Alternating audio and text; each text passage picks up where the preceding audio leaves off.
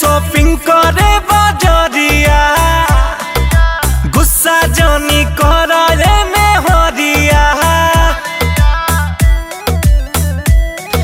ले जाइब शॉपिंग करे बाजरिया, गुस्सा जानी करे में हरिया। का चाही तू जल्दी बोला हमसे खुलम खुला।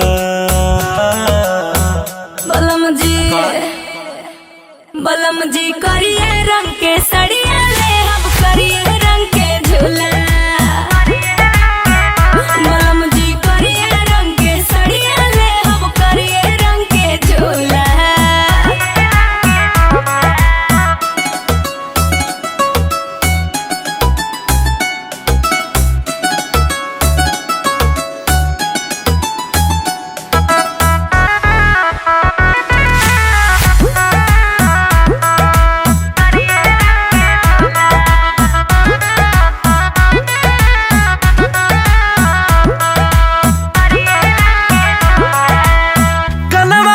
झुमका तीन ताला दे हब जी, मोतिया से जोड़ल तोके माला दे हब जी।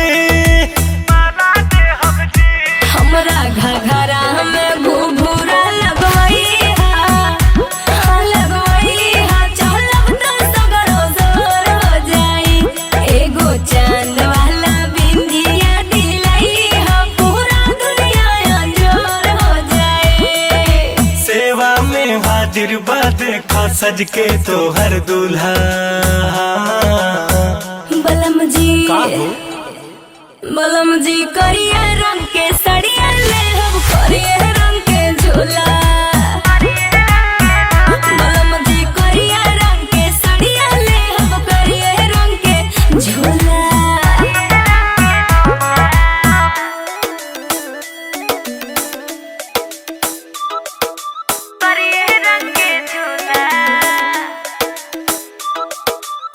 खाए खातिर तोहे चाउमीन छोला दे हब जी, गरमी ना लागी कोका कोला दे हब जी।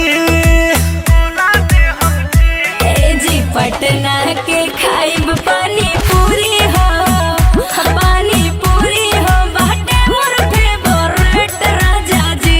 एगो रील भी बनाना है जरूरी हो, अब करो जानी लेट राजा जी। चंदनिया तू वंश के संगे खैहा रसगुल्ला।